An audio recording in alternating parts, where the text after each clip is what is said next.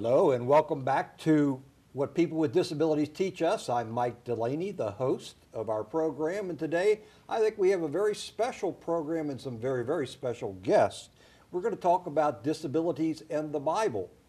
I have a guest on conference call from Sarasota, Florida, and in the studio we have Dean Griffith, a retired United Church of Christ pastor and Army Reserve chaplain.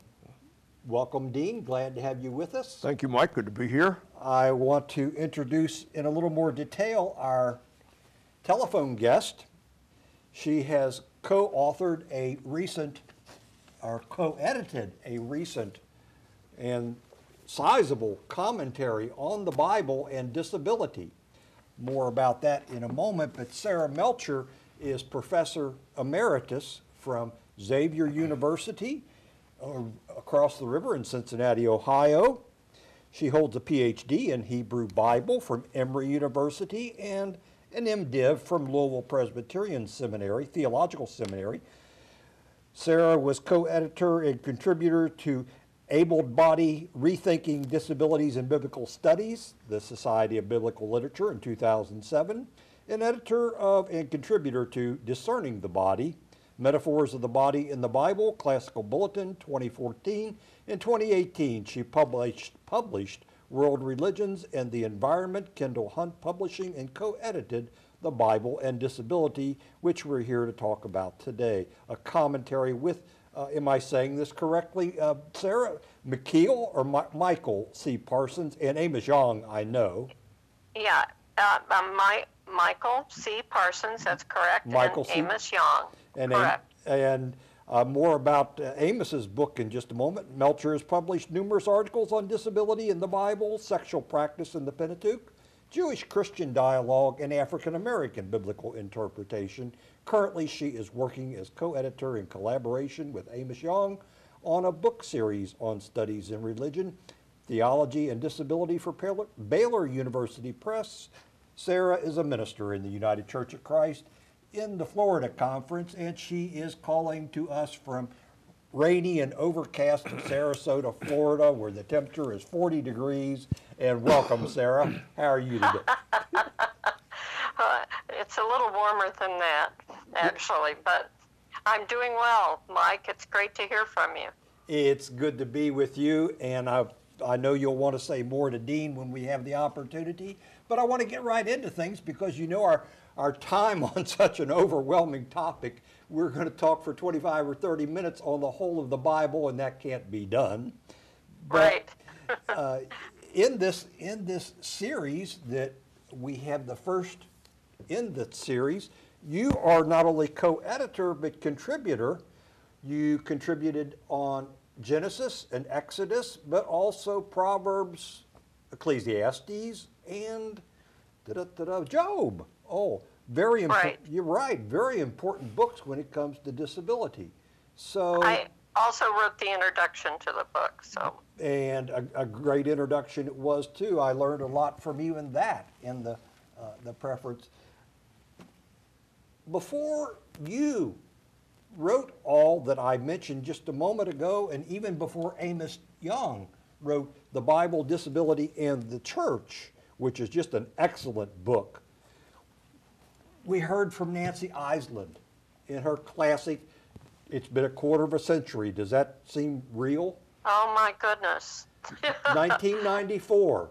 Oh, my goodness. The Disabled God came out. And right. What a landmark book it was, in which at the time really seemed out there when she talked about the disabled God, but the commentary that you all have co-edited certainly rightfully picks up the theme in multiple places of why we can think about crucifixion as a disability. So, we've got a lot to talk about. Okay. And by the way, Nancy Eastland was the person who got me started on this path of researching the Bible and disability. She was a friend of mine in graduate school, and she and I were having lunch together, and she told me she was putting a conference together to talk about the Bible and disability and theology and disability. And I asked her if anyone was doing something on Leviticus. And she said, well, how would you like to be the one to do that? So it all started out, I've joked and said that this was a topic that I did not choose. It was a topic that chose me. Right. And since that time, I've been doing quite a bit of writing in that area. Well, those are the best, the ones that find you. I think you'll agree from a theological point of view. And yes. I've often wondered how it unfolded in your life, and now I know. I have the inside scoop. That's great. Well, let's begin. There's so much to talk about, even within the book of Genesis. I mean, you undertake the very image of God in the beginning. Is that the first topic that you mentioned? I believe that's correct. That's the first topic that I really tackle in the book. And try to get a handle on what they thought about the image of God in the ancient Near East. So looked at that context to determine that really it meant that we would act as God's representatives on earth. And that we would try to convey God's message to us, to others, and to act as God would have us act. But my memory, as I think about what you wrote, suggests that it's at that point that even with the image of God, in whose image we are created, that the subject of disability is introduced. Well, that's right.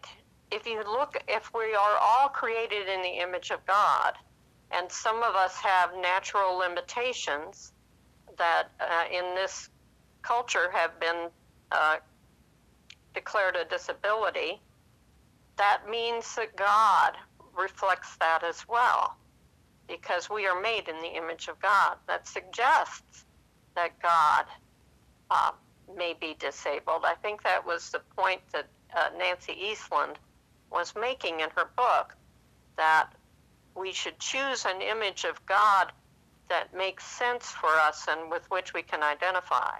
Yeah, I think we'll all remember the classic line from John Merrick in The Elephant Man, when he who has only the use of one hand and arm is creating a replica of the nearby cathedral, and when it's explained to him who the demiurge is, who God is, he says, well, he should have used both hands. And so that's a problem probably for some of our viewers, to think, who have heard about God's omnipotence and God being all powerful and all knowing and all of all things, that God would be less than all things.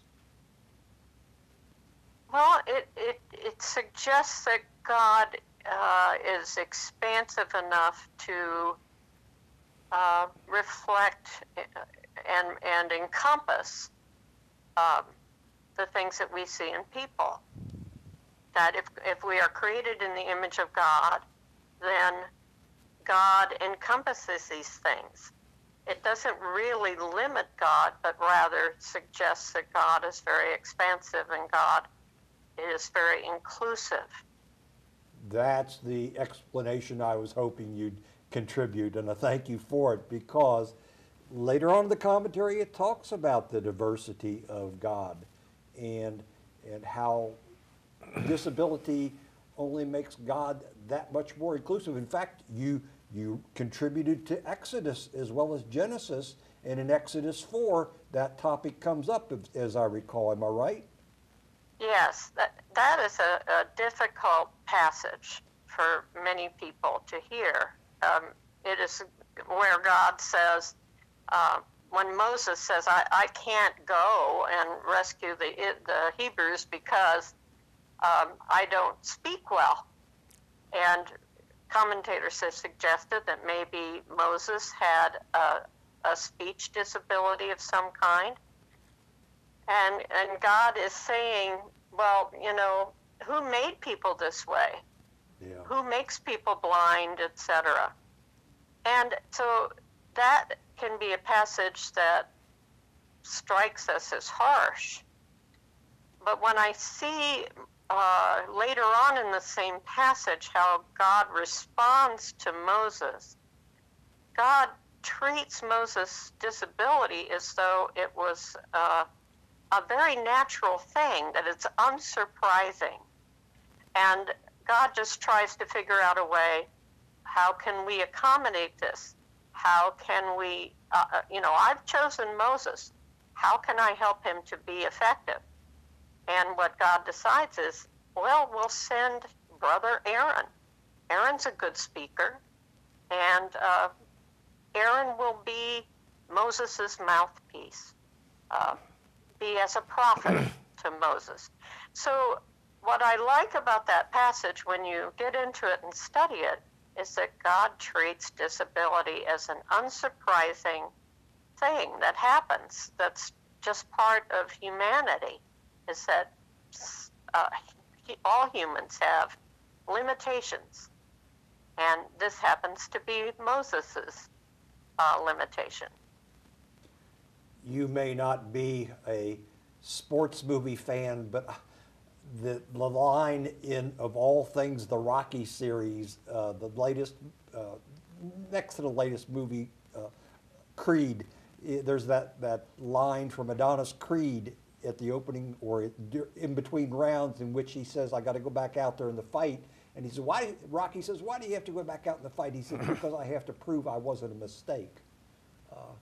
Wow. I think about that in people with disabilities, all of whom want to be known that they weren't a mistake.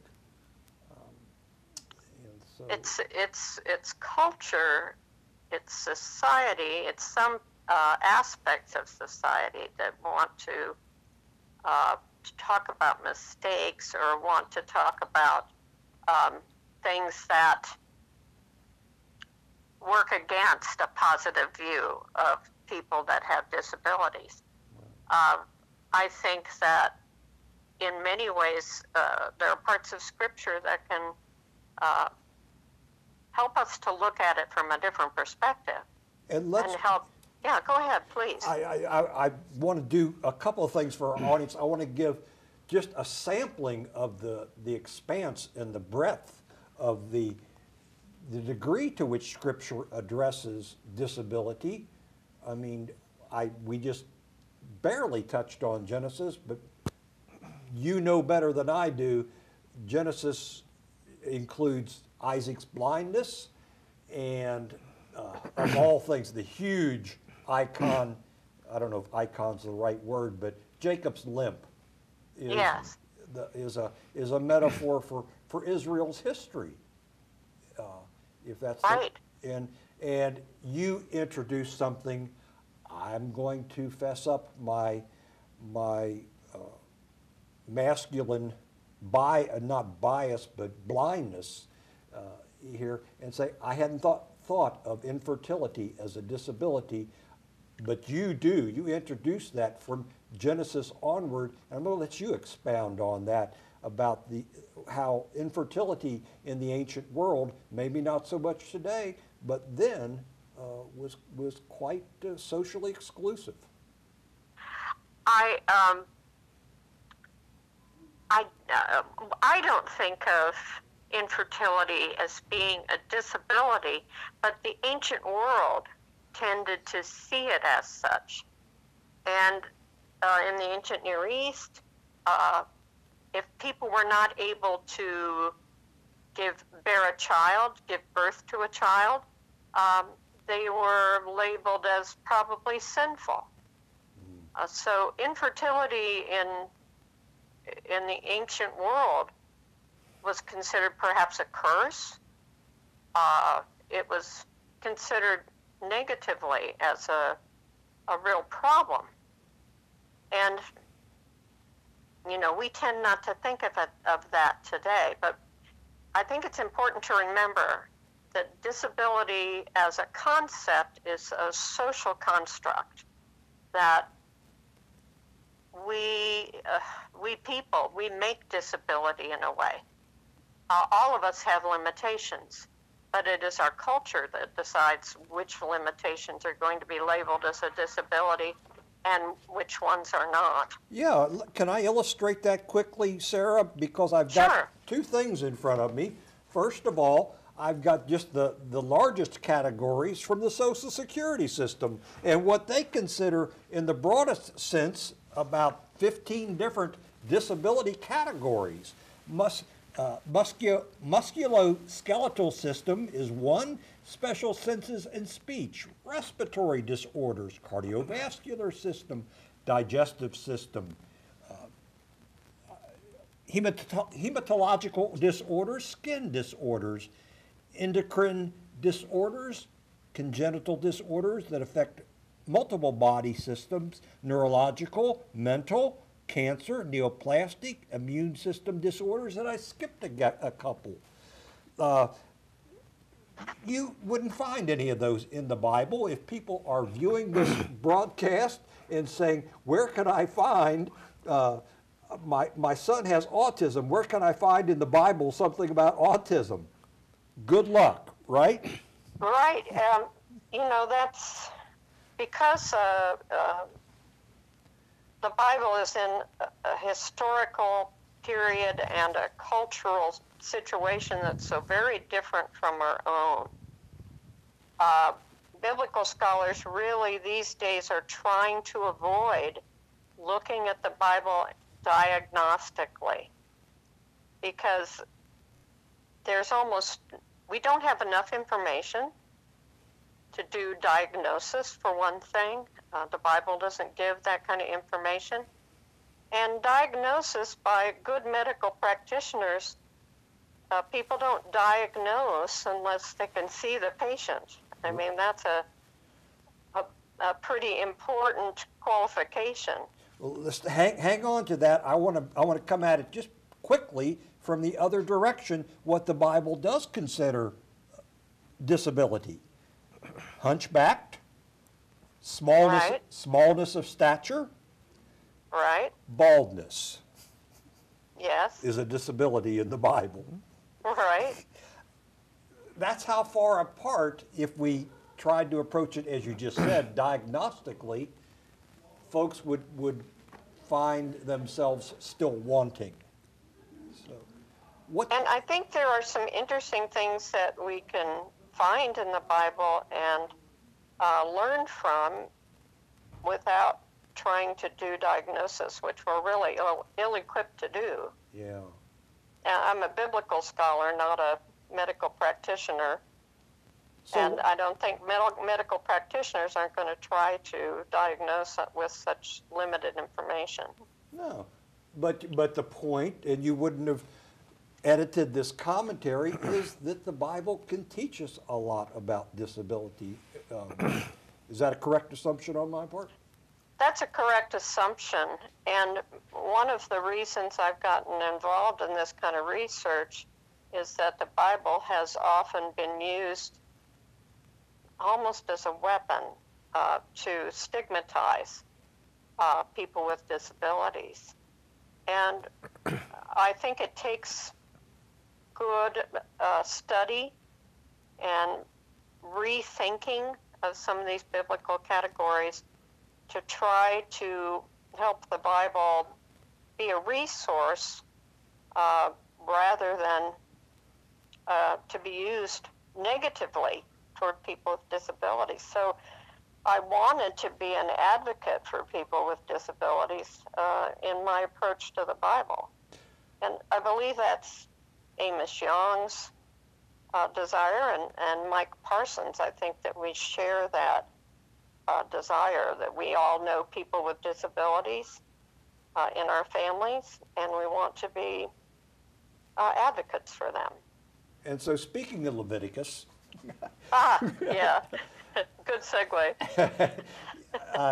I know you didn't write on that book, but you're familiar with the topic matter there.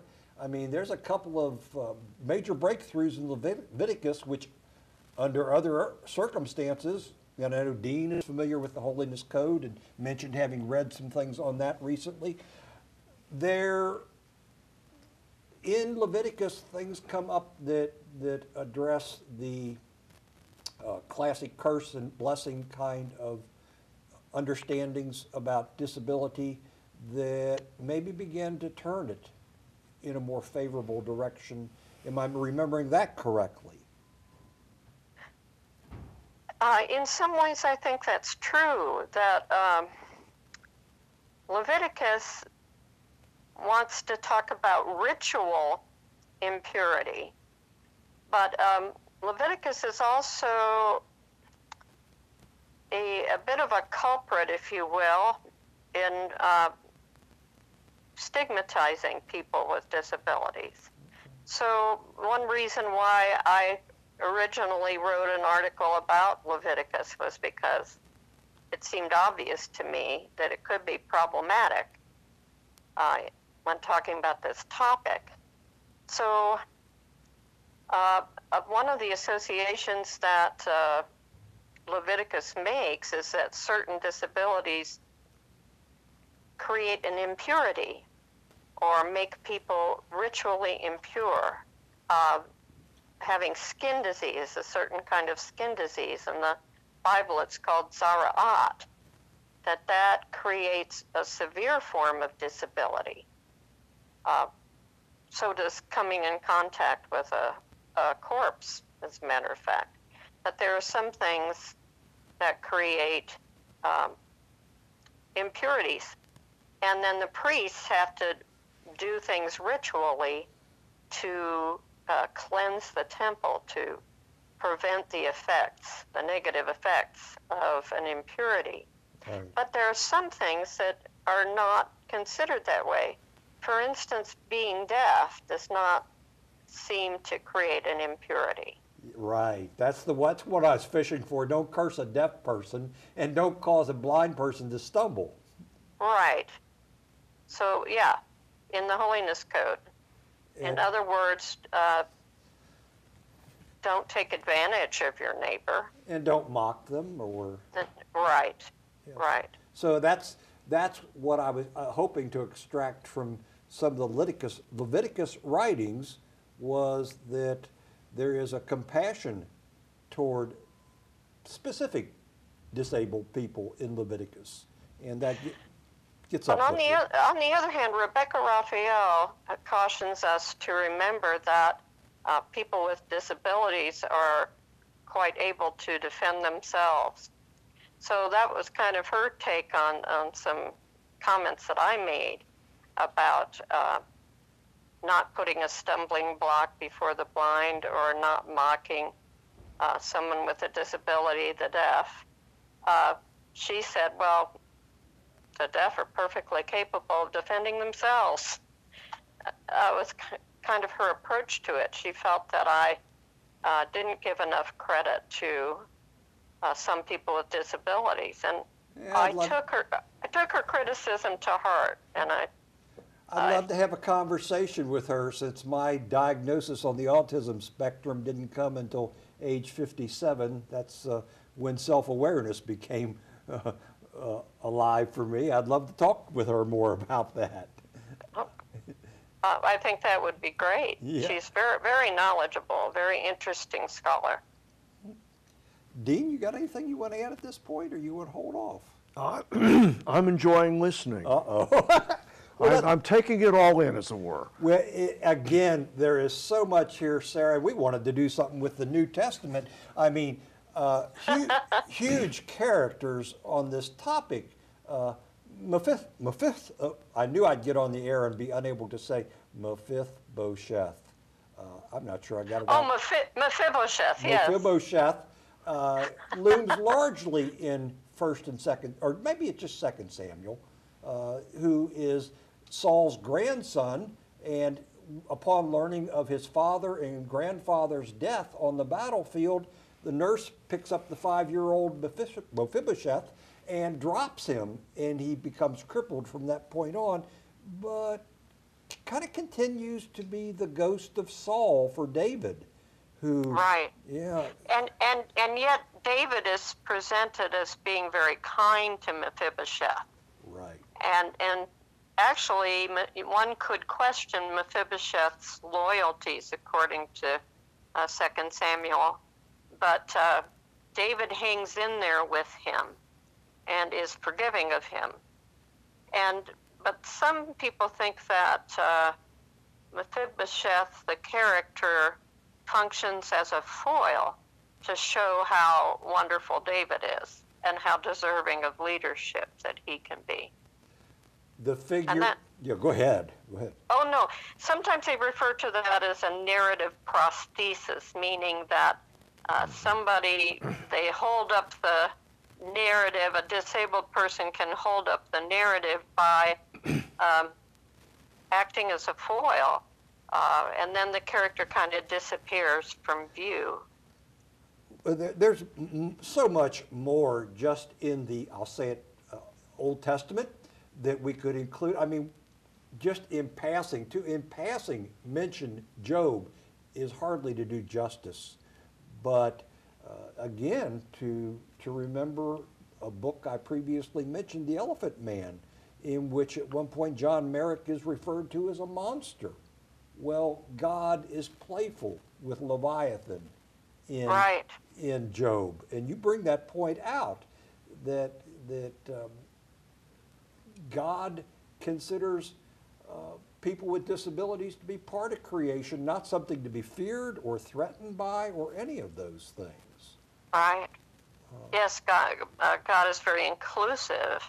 And another thing I like about Job is that when Job really takes God on and argues with God, which any human being might want to do at times, to argue with God and say, why did you let this happen? Or why do I have to be the person that suffers through this? And in the end of the book, God says, well, Job was right about me. His friends weren't, but Job was right. And maybe Job will pray for the rest of you folks. I like that. I like it too. And it gives us, canonically, gives us permission to be real with God. And that's a wonderful thing that the book does, I think. Isn't it, though? Yeah. I mean, the Psalms, first of all, many of the Psalms deal with God's forsakenness, or the feeling on the part of the psalmist that God has forsaken us.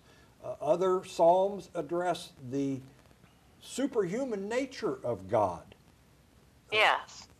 You know, which Psalm is it? Psalm 38, or do I have the wrong? God's strong right arm. Yeah, but there are many passages in the Bible that refer to God's strong right arm. Well, yes. And I like what Ecclesiastes does. And because Ecclesiastes talks about human limitations throughout the book, and then contrasts that with God, who doesn't have this fleeting life that the rest of us do. God is not a breath or a vapor. Instead, God is eternal, and God doesn't have these limitations that the rest of us do. And I think Ecclesiastes helps us to accept the fact that all human beings are limited, that none of us can know the mind of God. And so it's a helpful book, I think.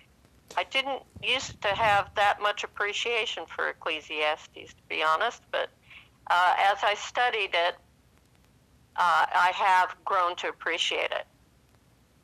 Well, thank you for adding that. And I neglected a moment ago to the reason for mentioning God's strength is a tendency of some of the Psalms is that at times the psalmist in Israel found that inspirational when they were at their lowest ebb to remember how powerful and how strong God could be on their behalf. We've probably covered all that we can at this time of the Bible and disability, but it's been a joy being with you, and I wish I could hear more and hear Dean's reactions. Dean, it's good to hear you at least, and I wish you all the best. I thank you so much for including me in this conversation. Well, Sarah, thank you more than I can adequately express, and I hope that your work in this series continues, you and your coworkers, because without a doubt we're blessed, and so is everyone, for the contributions that you're making. Thank you so much. You're very welcome. Thank you, Goodbye Sarah. now.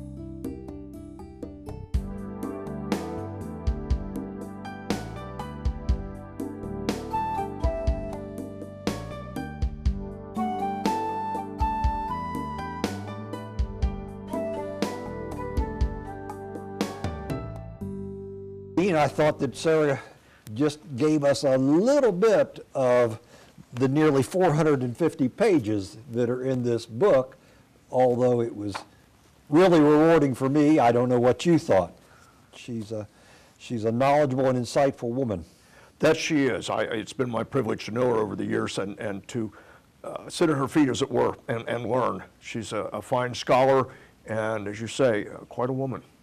Well, we have the unenviable task to pick up the New Testament in the time that remains. She left us in good stead, at least in terms of getting a taste of the First Testament.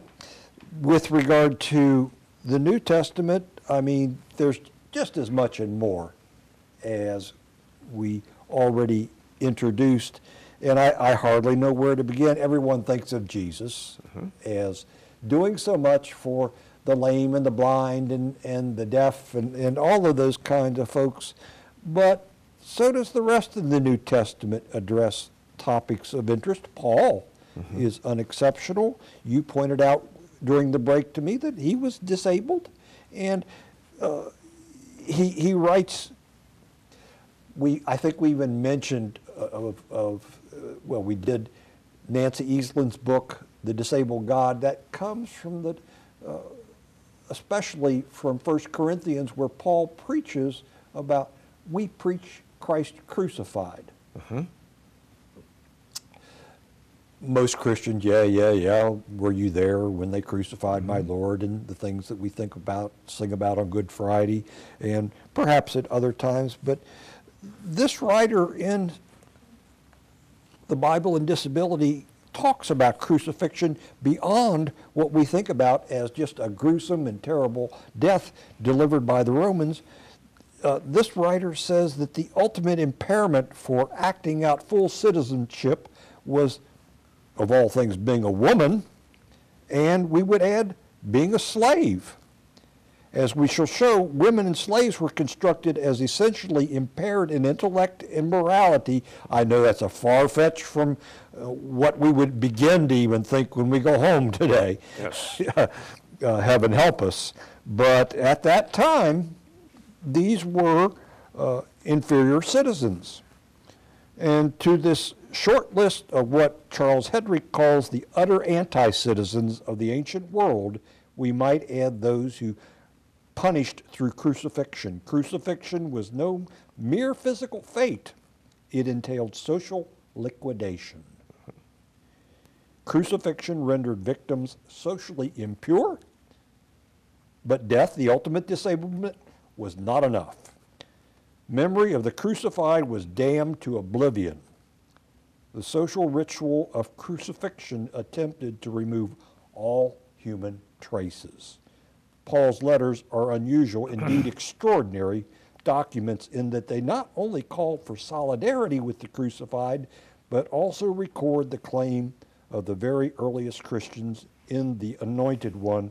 There is no longer slave or freeborn, no longer male or female. Amazing that such a powerful punishment, we will remove any trace of you from the face of the earth, from anyone's memory, anyone's mind, would be something that a group of people would celebrate. That Paul would say, we preach Christ crucified. And yet it's important to think about other elements of history and the statements that Jesus was known to have been crucified. There are certain public records external to the Scripture that point to the crucifixion of one called Jesus of Nazareth during the time of certain Roman governments and so on. In the history of the church, there's record. So to completely expunge this person from memory may have been a goal, but it was rarely accomplished. Granted, but the emotive intent? Yes. The mere fact of execution. If this person was executed by the government that we accept, then they must have been bloody awful. And is it really any different today when we execute someone? Only in the sense that we don't find unity with them. Indeed. In fact, we go to great extremes to avoid unity with them. We wouldn't want to raise our children to wind up where they do. Precisely. So execution in and of itself is representative of a social reality, of a disability of sorts. One who has been on death row and somehow has the sentence commuted is still only a part of a person in our understanding. A part of a person and has been stripped of power. Yes, stripped even of the right to vote. Which is what disability kind of means in any model. It is folks who have less power. Yes. So in our social construct that Sarah alluded to. Yes. They can't navigate the architecture, and sometimes they have trouble with the attitudes. Yes. Reflect for a minute, if you will, on the thinking of the social side of this whole thing. The Syrophoenician woman and the discharge that she had when she came to Jesus. And she was, because of that, ostracized. Mm-hmm. She was a social outcast. She had something wrong that could not be readily handled. She dealt with doctors and so on. And she feels power go out from Jesus. And what does he say to her? Your faith has made you well. Well, even before that, he said he felt power go out. Yeah, he felt power go out. But he knew her faith. And he touched her. He called her to come forward, to see him. In another age of the world, does anybody that had anything like that was untouchable. Oh, yeah. And, Jesus was famous for touching people that she was a foreigner. She was a woman. She was a foreigner. She was unclean. Yes, and he had a conversation with the woman at the well, who was a Samaritan, for heaven's sakes. And yet, Jesus talked to her. Well, I think of two things, though. He felt the power go out of him. We were talking earlier with Sarah about omnipotence and God being all-powerful. Here's a case of Christ, the Son of God, and power goes out, not to. Mm-hmm. And we get that later in Philippians, where he did not equate being equal to God, but emptied himself. There's a notion in theology of the kenotic God, the self-emptying God, from the Greek word kenosis, which means to empty. Mm-hmm. And we perceive in various texts of Scripture that reality, that God empties God's self for our benefit, that Jesus reaches out. He risks everything for us. Yeah. Touches the untouchable, speaks to those who will not listen. He addresses even the demons. And someone says, oh, this is a son of Satan casting out demons by the demon, and Jesus says, yeah, that's nonsense. A house divided against itself cannot stand. See, so this Jesus is a spirit person who reflects a whole different way of understanding humanity to us. Without a doubt, but I wonder if, because recently we had this conversation that somebody said, you can aim a camera from different perspectives and people will see differently. And then I pointed out, we don't see with our eyes, we see with our brains. We project images and memories onto someone or something. Mm-hmm. And so I can't help if we still don't look at Jesus in ways that we've been taught rather than with what may have been going on. That is, we look at him as Jesus. Maybe. Rather than someone who's giving away, someone who is gathering to himself. and as we might do as consumers. He gives. Yeah. He goes through life with his arms open, which is a giving posture. And we could go to church and say, what do you got for me today? Mm-hmm. And what is that? Gimme, gimme, gimme, gimme. We were talking before, and I can't remember whether it was what you and I were talking about before, but thinking about this whole disability thing. People with disabilities, the context was God as disabled through the concept of the image of God. People with disabilities usually are seen as having heightened perceptions in other areas. Mm-hmm. The person who has no hearing has sharper sight. The person who has no sight has sharper hearing. And so consider, if God is representative of all, he has ultimate hearing, ultimate sight. And there we go. Maybe we need to see through the eyes of the disabled for a different perspective on what we see around us. What is it like, or in the Indian phrase, to walk another mile in a man's moccasins? Well, and it's being referred to as a disabled perspective, or a disability perspective. Yes. What would it be like for one of us to ride in a wheelchair to propel ourselves for a week? Or, as I'd like to ask you, and maybe we'll get into this in another program, we talked about you lost your mother or father? My father. Your father to Alzheimer's, and your mother-in-law? Yes, and my mother-in-law. More recently. Your father was number 30 years ago or more? Yes, early 70s. Yeah. Where is Alzheimer's in the Bible? I mean, we were talking, the Bible doesn't deal with diagnostics, but what does it do? That's a kind of a crucifixion, and I'm not being flip, I'm not being sacrilegious, okay. But to see one's loved one and one's relationship fading away and there's nothing you can do about it, that loss of power going out. What's that like, man? Something that I have noticed in doing ministry with people who have Alzheimer's disease in varying degrees is the extent to which, even though they seem completely non-communicative, they seem to be absent, for want of a better term, yet there is within them a spark that remembers. And one of the two most common things that I have had people remember upon my starting to say these words, they pick it up, even when they've been non-communicative. One is the Lord's Prayer and the other is the 23rd Psalm. And those texts are embedded within them. So even there is that element of personhood, that element of godness, if you will, even in this person whom we perceive as being completely empty.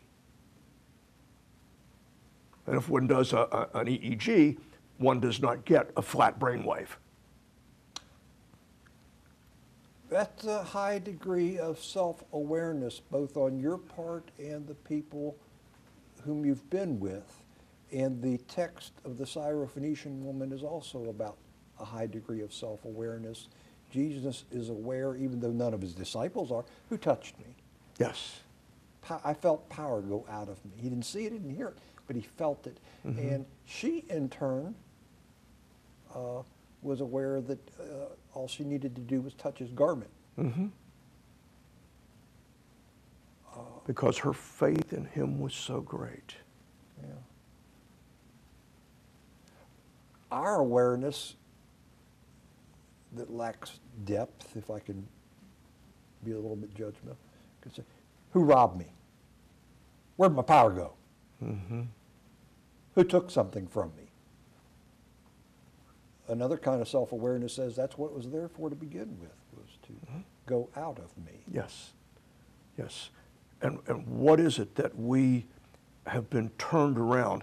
I like the notion that the primary ministry of Jesus, or the mission of Jesus, was to take all of conventional wisdom and turn it on its head. Yeah, paradoxical. Yes, or even beyond that, to say that no, it's the rich that are going to have a hard time getting into heaven. It's the poor that are going to walk in. Yeah. And that was completely opposite to any thinking of the day. And if you look at our culture, we're almost back there. We attribute all kinds of virtue to the rich because they're rich. On the other hand, we blame the poor because they're poor. Mm-hmm. So which is the perspective of Jesus? The perspective of Jesus is one of giving, one of openness. It is not one of exclusivity.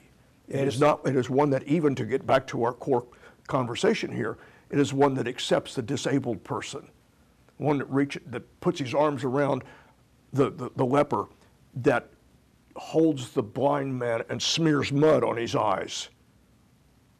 Many of whom were disabled. Many of the poor were disabled. Yes. That's who made up the poor then and now. Quite often they were folks with a high percentage of disabilities. But it wasn't a power grab, you know. No. It was empowerment. Yes, yes. If we all followed the way of Jesus, not believing in Jesus, but believing Jesus, believing what he taught, believing what he lived, then suddenly governments and all of the jobs that depend on them would become superfluous. Mm-hmm. And consequently, with regard to disabilities and self-awareness, it makes all the difference in the world with someone who's disabled. I'm being a bit presumptive, but I'll risk it. You know, if they can manage an attitude that says something hasn't been taken from me, I have a strength, and it's for giving away. I need to be self-aware and find what my strength is and my purpose. I spent a lot of time in the military and worked with a lot of men and women who had suffered from PTSD and had lost limbs and all sorts of things like that. And it's always amazing to me to see the strength and the resilience of these people, and how one of the first things on their minds is, how can I give back? Mm-hmm. How can I help my brothers and sisters who have comparable, or to watch a man with no legs dealing with a child with no legs. Which is also a way to healing, a pathway to healing for many people who have been traumatized. Yes, it is. And it's also a tension in Mark's gospel, from which we just alluded to in the story of the Syrophoenician woman, and it's pointed out in this commentary, just because someone is healed by Jesus miraculously doesn't give them a free pass. Mm-hmm. He is continually saying, your sins have been forgiven. Mm-hmm. Faith is still tantamount or paramount. So, I mean, it isn't just what I want to call it, not a fairy tale or something. There's real flesh and blood struggle for people in the Bible, but also for people with disabilities. Yes. They have to wrestle with what faith really means in the context of their diabetes, dialysis, amputation, intellectual disability, depression, whatever it happens to be. They have real faith issues, and not just wave the magic wand, I pronounce you healed. And what is the first source of finding help and growth with one's faith? It is other people. It is that sense of community. You talked earlier about disabled people seeking so much for community, so much to belong. Therein lies healing. Now, it may not be a sudden miraculous healing of the body that says, oh, okay, now you're going to grow 2 new legs or a new arm or whatever, but it is a healing of the rift between oneself and others. Yeah. That's why it's so important to talk about these sacred texts, and I'm going to say the sacred texts of other faith traditions, yes, other world religions, because there is dialogue over the ages about these issues. This isn't about, I'm not going to church. Those people are so judgmental and hypocrites and all that kind of stuff. That doesn't help you escape the truth that still has to be wrestled with. Yes. In my opinion. Yes. The other half of faith is doubt. Yeah. It's hard to have faith until one has doubted. And faith is just not in doctrine, it's in relationship. Well, faith in Greek is a verb. Yeah. It has to be acted out. And relationships are tough. Yeah, as a rule. Yeah, I've had my share of struggles. Understand that. And consequently, the story of disability is that people with disabilities need people. Yes. Pardon the play on the pop tune, but much of what I think we have witnessed in terms of culture war, mass murders, and the violence that we've witnessed, the tearing apart of the social fabric of the world, is contrasted with what's going on in Mumbai this week, and the Special Olympics, the World Special Olympics, in which, of all places there in the Middle East, which not long ago, disability would have been a thing of shame. And they've got banners and signs everywhere that say, people making a difference. Is that, what is it? It's, what is they've got a catchy slogan that they're using. I think it's people determined to make a difference or something. Okay. People of determination. There you go. That's in contrast to what happened in Christchurch, New Zealand. Yes. It's people with disabilities who see the need, who have a visceral need to be connected, while other people are walking around saying, I don't want any drama. But maybe that need to be connected that I think is in every person, regardless of whether they own it or not, that need to be connected, maybe that is the ultimate sense in which we are made in the image of God. What if God has a yearning to be connected to us? That he would go to even the lengths of being exterminated, annihilated, totally erased, or subjected to the crucifixion that aspires to all that. I think that's the powerful witness, and certainly a conversation that people would benefit from in the Bible. It offers us no limit of talking points.